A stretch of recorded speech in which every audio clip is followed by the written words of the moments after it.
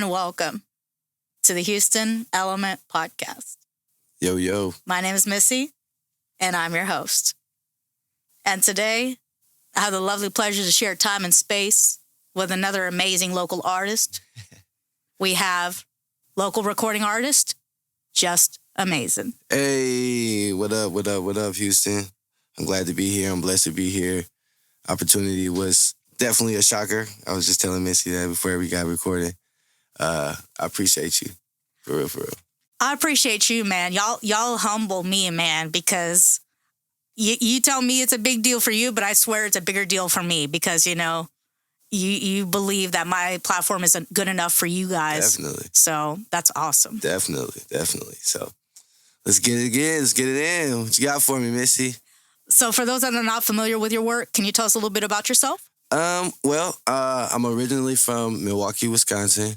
I can actually say that it's getting more put on the map nowadays. Because when I first moved here, when I told people I was from Milwaukee, they kind of was, where's that?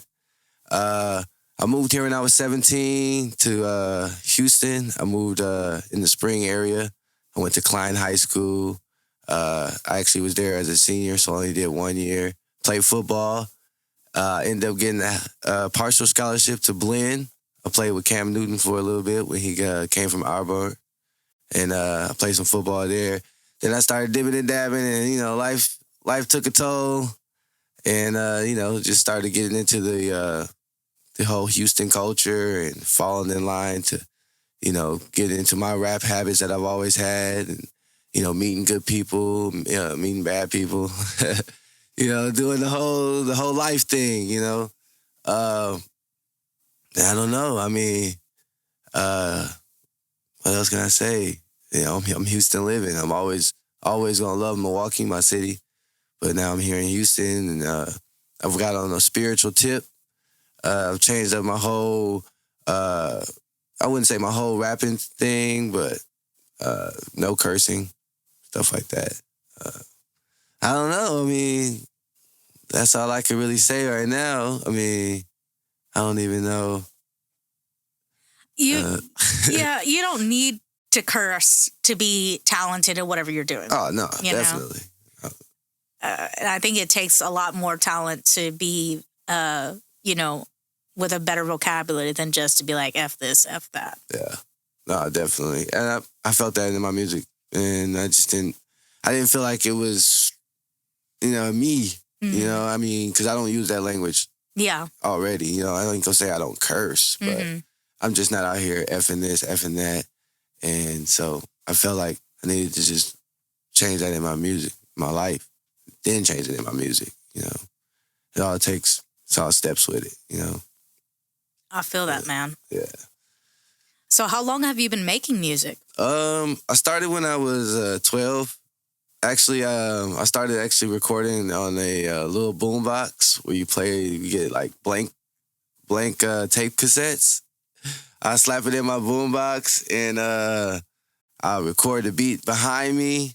And I started doing that when I was like 12. And in Milwaukee, where I'm from, I knew I grew up different. My style was different, just the way I rap, because it was more fast out there, kind of offbeat. It was just different what I was coming with. So a lot of people wasn't really feeling it. I didn't really get too much, love for it. At the same time, I was finding out music myself, trying to figure out, what I wanted to do with it, So I was kind of everywhere. So I started on that, and, my family didn't really recognize it until I really, really took off here in Houston, where they really was like, this dude is really doing something. So Milwaukee, I don't know. I mean, it's hard when Boosie said it. If you, from your city, you don't really get that much love. And if you do, you got to watch out. So I just didn't really get too much love. I know I have love in the city, but I didn't get that much love. But Houston, I came here and it was just on and popping from the people I met, just seeing pure talent, trying to even mold what they see the flaws, even trying to mold that and teach me, stuff like that. So, yeah. I love hearing that, Houston, especially the music scene, embraces artists coming from other parts of the world, because that's really what it's about. It should Straight be up. everywhere, but at least it's in Houston. Yep, straight up. They took me in with open arms. As they should, man. Yeah. As they should. Because, ain't nobody too good to listen to good music Yeah. or that's what it experience good is. art. Sometimes you can't help it though. It hit your soul. You can't deny that. Oh, that's no. real. Oh, yeah. It hit your soul. And that's real music. you know? Exactly. Hey, all publicity is good publicity. So Okay. that's what I run with. Hey. So what would you say is the inspiration behind your artist name, your lyrics, and your music style? I always wanted to be different. I teach my kids that right now. Like, be different. Don't be afraid to have different ideas. Don't be afraid to show people, just because it's not the same, or maybe it might be something totally, different. I try to embrace that. So I always wanted to be different. So I used to go. My rap name used to be Jay, just Jay. My name is Joshua, my first name, and so I went with that. And I broke it down one day when I was 15, and I was like, how can I make this different? How can I make this not the same? How can I put a little spin on it? And so I took the J and put Jus, dropped the T, so it's Jus, and then I made the Amazing and the A, and I put apostrophe, and then I used to go by Youngin, so Jay and the Youngin. And then after a while, the Youngin kind of got old to me because I was like, well, I'm not going to be young forever. Mm-hmm. And so I ended up dropping the Youngin and sticking with Jus Amazing. And so that all came about just because I wanted to be different.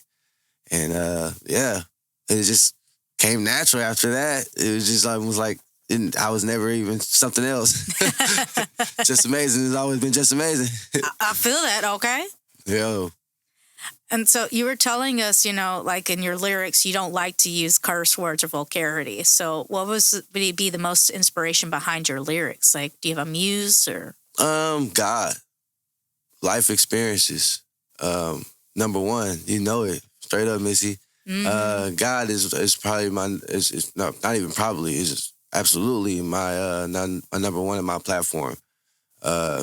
Just, like I said, going through life, and just taking everything and trying to be positive. I'm human. Mm-hmm. So, take me as I am like he does. And, I try to run with it. And, my grandpa, he told me a long time ago, life is like a big circle. Feel me on this. It's like a big circle. And so when you do life, we all go around and do life. We all make our mistakes. We all, we try to figure it out. We go through that circle. And then when we come around to that mistakes, we try to correct them. And then you go around to that. That's 10, 20 years of your life, from the day you was born to when you get in your teenage years, and then now you're 20, and you start hitting that, making it right in your 20s. In your 30s, you're going around that circle again. Now you're starting to make those rights, and you get your blessings. And you keep going around that circle, and you start coming around blessings. Each time you go around that circle. And my grandpa taught me that when I was a young age. So I just started taking life like that. No matter what I go through, I'm still going through that circle so I can keep coming around to that right. Then when I come back around to that right, it's going to be a blessing. And then a blessing, and then a blessing, and then a blessing. And you know what I mean? That's how I take it. Like even being here at this podcast, progress is progress. Baby steps, big steps, no steps. You know what I'm saying? There are no steps. If you moving forward, it's progress. Straight up. I'm sorry, Missy. No. That was perfect. I'm sorry. I get the. No. That was some real stuff right there. Like, people think math is hard, but it's really not. Okay, take a point and take your pencil and go like this. Yeah. Okay, there you go. You got back to the point. You got to the point. Look. All right. Boom. Blessings. Blessings. Look, that's how it worked though. People feel like you gotta get it right then and there. Yeah. You gotta think what have we done in the past? What have we done to even deserve it? One guy told me that sounds selfish for us to wake up and think we deserve it. It's like, you got to get up and work for it. No matter what, you don't deserve it. I was like, man, that kind of hit me different, It's like, Yeah. all right, hey, all criticism is not good criticism. You just got to take what you can out of what the people say and you run with it. Yeah. That one kind of hit me for a loop, but. A wise individual also told me that the person that, quote unquote, works the hardest does not get the furthest in success. Man. It's the person that works the smartest, doing the less labor, that gets the farthest. Because just like you said, like, you go in a circle, okay? You're not doing this and that and this, take a left and go in a loop. It's a circle. It's a simple path. Yep. You know Absolutely. what I'm saying? So you trying to do all this and that, whatever. I'm working real hard. Well, okay, but like, we could have been there yesterday. Yep. If you didn't work hard, you worked smart. So it comes down to. So I don't know, tomato. If you want to put your shoes on, at the same time by jumping into them with a cartwheel, that's your journey. I'd rather just put them on. Look. Hey, you ain't lying though. No matter how you do it. Yeah. No matter how you do it. Yeah. It's your journey, man. Yeah.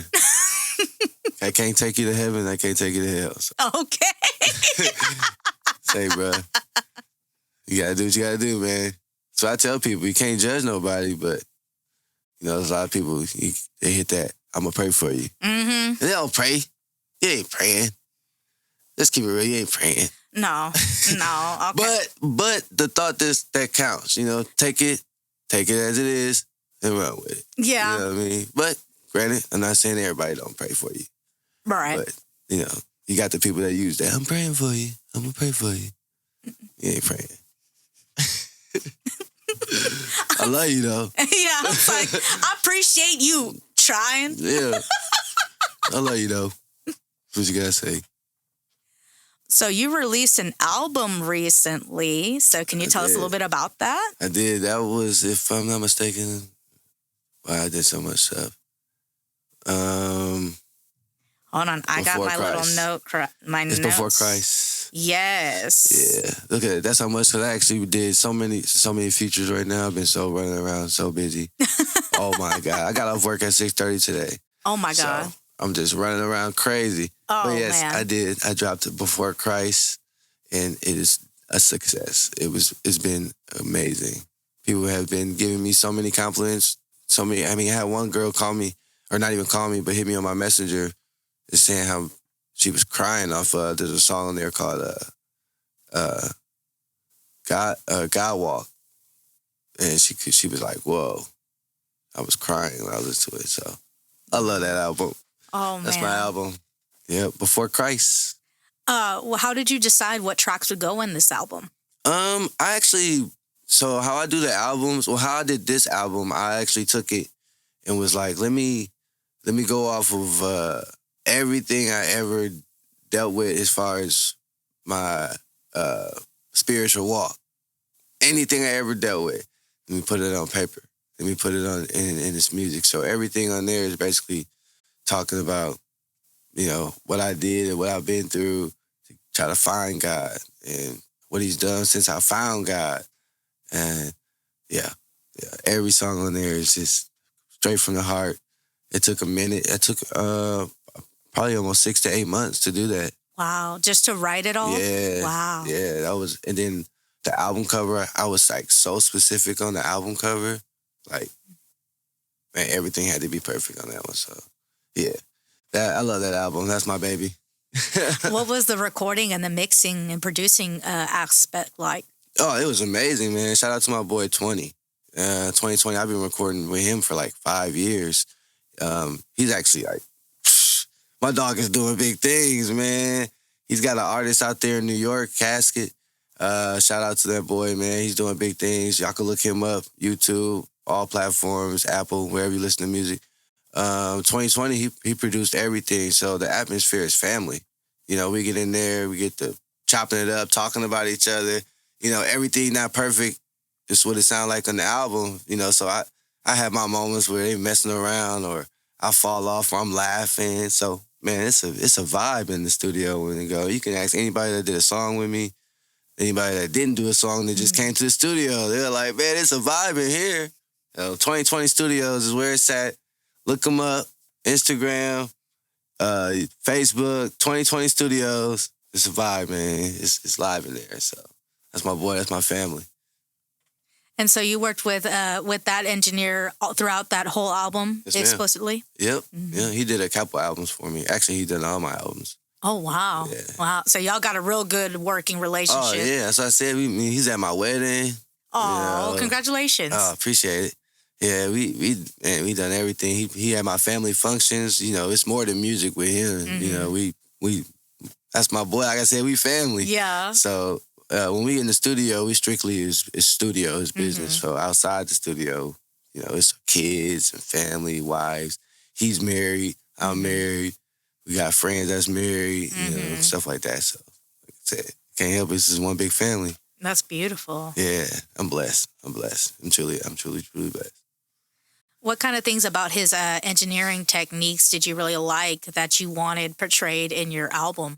Well, the fact that he just knows my voice, the way he knows how to be able to mix it, and not that, it's just his creativity. It's impeccable. And it's one thing in the studio when he be like, hey, I got you. I'll be like, oh, here we go. He be like, don't worry about it, I got an idea. You know, he does stuff like that in the studio because he gets into, you know, the music. You know what I'm saying? And I think that's not just me. I think that's overall any artist he deal with. Actually, I know that's any artist he deal with. So he got, you know, he just got my voice on point. His creative ideas are just, so yeah, I was stuck day one. Like, yeah, this is my guy right here. And it was a vibe. You know, it was already from the day we met. It was like I knew him. So, you know, you get that when you meet people, you're like, man, I feel like I've known you already. You know, you just got that connection. So, yeah, that's my boy. Nice, man. Nice, man. Have you had an opportunity to perform any of these songs from the new album recently? Oh, yes. I do a thing called Summer Collections with the Red Balloon team. I've been with them for about 2.5 years. And so I performed it with them a couple times. And I've actually had the chance to go out there to paint the city. Yeah, I've been out there and I had a little inconvenience with my performance. So I didn't end up performing, but I had some form though, Missy. Oh, man. So I'm telling you, a lot of people look at and hear my spiritual music and be like, you know, you don't really get to me, but I'm coming with something different, you know. Yeah. So and some of it, you know, if you go to the albums, I know you're not gonna feel everything, but I just know which ones to get that ear to be like, hey, let me see what else you got. You know what I mean? Because I knew I got bangers. So, yeah. So I had a couple chances, but shout out to Ridge Polo, man, the boys Summer Collection, the Red Balloon team. I've performed with them on multiple occasions, and so yeah, they've heard multiple times of plenty bangers that I had off the album, previous albums, features. So yeah, I've definitely had a chance to perform that. Awesome. Has that been your favorite venue to perform at thus far? I don't even know. I mean, but I don't know if it's just the venue or it's just because of the people. You know what I mean? I think it's more of the people that I deal with. So I stick with them. We could be in the backyard. Yeah. So I don't think it's the venue. I think it's more of the people that I'm with. And I'm blessed that, like I said, to even be able to have the opportunity with them. And I've been rocking with them. So it's definitely the people. Yeah. Yeah. Oh, that's good. Do your family get to come out typically to see a lot of your shows? I wouldn't say a lot of them. My wife, we got 3 kids. So she stays at home. If we happen to get a babysitter, she'll come out and rock with me for a little bit. My brother had recently came out to one of my last shows this January. And he was like, yo, I didn't know it was like this. He was like, bro, I'm going to start coming to him, man. He was like, I like this. And my mom, unfortunately, she hasn't came to him, but she's just a big supporter. You know what I mean? She's a dialysis technician, so she's constantly working like 16, 18 hours. So I don't expect for her to come out to a show. If she did, That'd be amazing. And I know she'd be tired, you know, and she would be beat, you know. Yeah. So, but she's a big supporter. I mean, she even had a little inspiration on a couple tracks on my recent album, Before Christ. So, she better. You better remember the most important lady in your life. Yes, Okay, next to your wife and your children. Yes. Oh yeah, mommy. Okay. My mom. Shout out to her right now. Hey, okay. shout out moms. Yes. Shout out moms. You know I love you. Yes. I wish she was there. I should have told you to come here. You should have been here. But. She's gonna watch. Yeah. She's gonna watch and she's gonna be proud. Straight up. So what kind of things do you like about performing live, or what kind of elements that help you to really get into the zone when performing live? Lights, video, entourage? Yeah, that's definitely it. But I guess I get more into the what I'm about to perform because I usually know what I'm performing, you know, and I kind of give hype just knowing what I'm about to, the message that people are going to receive. Well, some people are going to receive. So and if I see people vibing to it, that's another reaction, you know. Videos, yeah. Singing back to my lyrics, that was one thing that was almost surreal to me. I had a chance to perform at a church, real life church, and I mean the kids got caught on to the song and was actually singing the lyrics back to me. Oh. Yo, Missy, bro. You can't cry on stage either. Can't. You got like. Bro, shout out to any artist that ever had that happen. That is one surreal moment. I couldn't. Man, that was hard. That was like, yo. So that was pretty dope. That was pretty dope. So definitely when you get a good crowd reaction, I think any artist would tell you that'll get you to step back. Yeah. And be like, whoa, they singing my song. Oh my God. You know, so. Especially the young people, you know what I'm saying? You know, because it's hard to satisfy them now with music. Oh man, straight up. That was like, whoa. Oh man. So, that's so beautiful, man. Yeah, crowd reaction is probably the big thing. Like I said, any artist would tell you, if you step on stage and if you even start playing your song and people, yeah, you like, whoa, hey, hold up. Some artists probably even start the song back, like, yo, start it back, start it back, yo. So yeah, crowd reaction for sure. Oh, I love that, man. And so have you worked with other, you said you did this performance at a house of worship, but had you worked with other different kind of businesses or artists in the past? Oh, yeah. Oh, definitely. I'm sorry, Missy. I got you crying. You're good. Sorry. It's happiness, man. I'm sorry. You're totally good. Oh, no, you're good. I want to hug you. I'm sorry. Air hug. Yeah. But yeah, I've worked with a ton of artists. I actually just recently worked with a gospel artist, MJ Overcome. Wonderful. So he is dope. I love his style. He's got that H-Town hard. It's for God, you know? Yeah. So I'm like, yeah, dog. Yes. I gotta get you on the track, man. So by the grace of God, he actually was already like, yo, I was watching you too, bro. Yeah, we definitely should link. Yes. And so we actually ended up getting in the studio and vibing. And my boy Derek Omar, that's my blood, that's my brother. And we do a lot of songs together. So yeah, I got a couple artists. I'm thinking of, Swayze. Can't forget my boy Swayze. We do a lot of songs. He's from Louisiana. We do a lot of stuff like that. Let me see. Man, I've done so many shows. I'm trying to think. I've been out to San Marcos College. Did a show out there. Missy, I've been around in Houston. I haven't actually had a chance. This may sound surprising to you, but I haven't had a chance to really do too many churches. Really? Yeah. Nobody has really reached out in the churches to get me out there. Don't get me wrong. I've done my church, Anointed Faith. Done Real Life. I've even done Riverside. Have you ever heard of Riverside? I think so. It's a really big church. It's a big church. Really big church. Done a show out there. But like I said, I really don't get too many people in the, pastors or anybody reaching out to me in the church.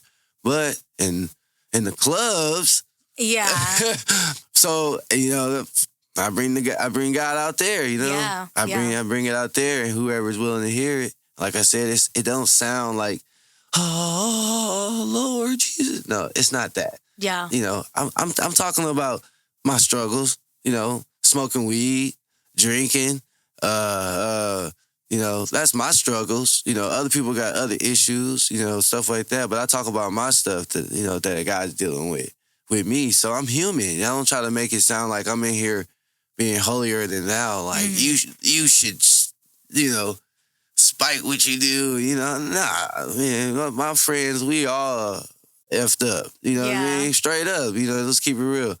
And so, nah, man. That's the thing, is that we got to help each other. We're here to help each other. Mm-hmm. I can't talk about what you got going on. Porn addiction. You might be addicted to porn. I don't have that issue. Yeah. I can watch porn and be like, I'm straight. My homie can't. Maybe he has to, he watch that. That's what he do.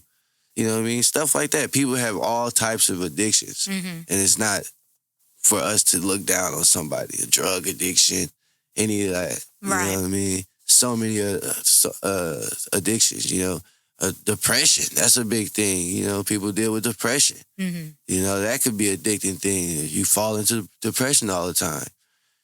So it's so many stuff that people deal with. So for us to judge people, I just feel like, it's ridiculous. So me and my friends, we get together, we crack jokes on each other, we love on each other.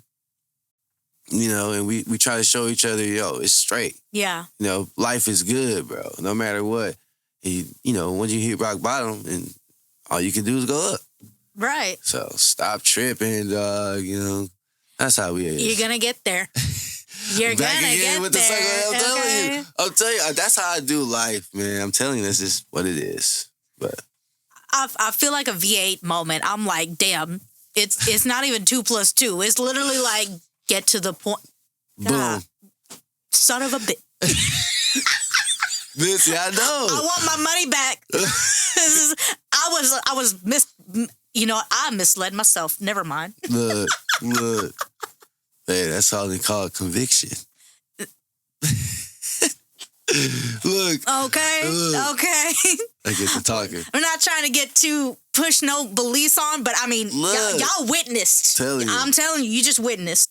Okay. I don't know what you believe in. I can't change that. No. But y'all witnessed. Yeah. Y'all witnessed, okay?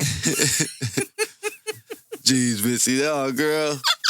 I'm going to have to do a part 2 with you. You know what I'm saying? I'm like, this happened. Yes. Mm-hmm. Look. So, have you played any... You played a lot of open mics, but have you done any small local shows or festivals, anything like that since coming to Houston? No. Mm-hmm. No, I have not. I have not had the chance to do one Rise to Vote festival. Mm-hmm.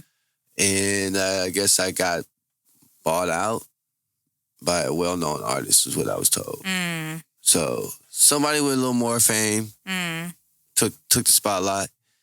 And, anybody to tell you, like I said, in the music, they come with the ups and downs. So yeah, I had that chance to do my first festival. And, somebody more famous, I guess. So it is what it is. But no, I have not. But, one door shuts, another opens. So. Absolutely. Like I said, I didn't phase me. It didn't phase me none, Mm-hmm. I just, if you see me, somebody else see me. So just take it a day at a time. And honestly, I'm already busy as it is, working 12 hours a day and still trying to fit in music. Ooh. And, have a family and do family stuff. And so, trust me. If something cancels, it's not I got something else that could really, I'm straight. I'm straight. You know what I mean? Yeah. So, yeah. Oh, yeah. So what lessons, if anything, have you learned since the beginning from making your first music project to your latest album now? Wait.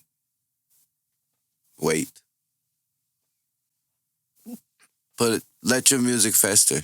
Mm-hmm. Not fester. I shouldn't say fester because that's the wrong terminology. Because that means getting old. And But you should let your music, let me say, gain its value. Let it sit. Let it do its thing. You know what I mean? I know guys that's been rerunning their tracks since 2020, playing the same track, going to different clubs, running it, going out of state, running it. You know, like dudes I really mess with. You know what I'm saying? And they don't do spiritual music. You know what I mean? Shoot, some of them I know that don't even do rap music. I know a homeboy right now that do reggae. You know what I mean? So like, yeah, run it everywhere. You could do the same song that you've had since 2017. You know, people haven't heard you. People don't know who you are. It's a big world out there, and so many people are stationary to where they feel like if I ain't popping here, then nobody know me. That's not the case. You know, it takes money sometimes, or maybe it takes brains, knowing somebody. You know, at the end of the day, building relationships. A lot of people feel like social media is the place, but you got to get out there. You got to meet the person. Social media to me is dangerous for me. You're taking a 50-50. You know what I mean? I gotta come holler at you. You know what I mean? And you gotta know. You know what I mean? I don't know. Like, for example, the podcast that we're doing right now, I had examples where people would be a fake podcast. Come with the whole Steve, send your money, send this and that. And then you send the money, and then you don't hear from them. And then you just got scammed. Just got scammed. That's happened. And you know, keep it real with anybody out there that's had it happen. I've had it happen to me where a guy hit me up. He was a DJ, said, send him $200. I feel embarrassed even saying this, but maybe it'll help somebody. It was so stupid, but I was so desperate. And I was just getting into this whole, you know, Instagram stuff, social media, and people seeing me and all that. And the dude hit me up, $200, dog, I can get Jay-Z to hear you. I can get you in front of Shade 45, blah, blah, blah. And, you know, it took a little more than that. You know, long story short, I sent the man $200. I ain't hear from him. I was so hot. I could have reached through my phone and choked this man. I was so mad. I was mad for at least a week or two. And I don't even want to get started on my wife. Yeah. Oh, my God, Missy. It was horrible. You know what I mean? Yeah. Granted, it happened one time only. Yeah. You know, you give me once, cool. You give me twice, that's on me. But never again. Never again. And that's where it comes down to where I almost get cold-hearted to situations but yeah, I got snipped on $200. And honestly, I guess now I'm saying it now, I probably ain't already all the way let it go. Because I'm bringing it up now, but yeah. Don't put your money out there to people you don't know. Be careful, meet people face to face. If you do, take it as a loss. It's 50-50. You know? I don't know. I think I got off on the wrong. No. You're totally good. You're totally good. No, that is relevant. Yeah, because you got these, especially these young cats out there, you know, now that with the age of YouTube, they're like, I can go and publish my music right away. And I can start being famous right away. And then they forget that, like, oh, maybe someone wants to take that and now you don't copyright it and now it belongs to somebody else. And now you can't argue to get your stuff back. Yep. So, patience. Yeah. They see the one-time guy, you know, like artists that just get the YouTube beat and blow up. You know, you get the TikTok in and what was it before TikTok? I think it was YouTube. So, you know, you go on YouTube and you happen to just get a beat and you record on it. You know, people see that and feel like they could do that. Yeah. And try to take that same route. And that's when I come into being different. Yeah. You know, everybody can't take that same route. No artist is going to tell you that they took the same route. If they did, you know, that's just one in a million, you know, whatever the case, you know, whatever the case is. But yeah. Again, you could theoretically do a somersault and jump into your shoes at the same time if you really, really want to. But if you're like me and you've had back surgery, you probably don't want to do it that way. You want to get some slip-ons and just call it and say, thank you, I didn't slip. You know what I'm saying? If you want to do a cartwheel. You know how to say it. Look, bro. Well, thank you so much for joining us today, man. I appreciate it, Missy. I had fun, man. I had a lot of fun. I did too, man. This is good. Me too, man. This is good. I'm sorry I made you tear up over there. You're good. No worries. I'm sorry, I should shut up. I shouldn't bring it up no more. You're good. You're good, man. No, man, this is awesome. Anybody out there who's looking to come at a dope podcast, you want to feel the vibe, you want to feel the love, Missy is where it's at, man. She gonna have you smiling, she gonna have you laughing, she gonna ask you good questions to have you stuttering. So, hey, it's already love. I already love her. She's amazing. So if y'all don't have no podcast, if you don't have nowhere to spread that love, Missy got you. Missy got you. Straight up. All the artists out there in Houston, across the world, it's Missy. It was the Houston Element podcast, baby. Just amazing. Thank you for your kind words very much. It's true. It's absolutely true. Thank you, man. You got it. Do you have any last bit of advice for the listeners? Man, see, there you go again with the having me stutter. Just let's be positive, people. I know it sounds cliche, but let's be positive. Let's love on each other. We here on borrowed time, so this isn't here forever. So when God calls us home, that's what it is. So when I say borrowed time, just exactly what it sounds like. So I love y'all. It's just amazing. Houston, you've been amazing. Milwaukee, you my city. I love y'all. Shout out to the world. Spread love and positivity, y'all. It's just amazing, baby. Thank you again, Missy. Well, y'all heard it from the man yourself. Just stay amazing. All right? You on borrowed time, so honey, know what you got is what you're gonna use, okay? So make it count.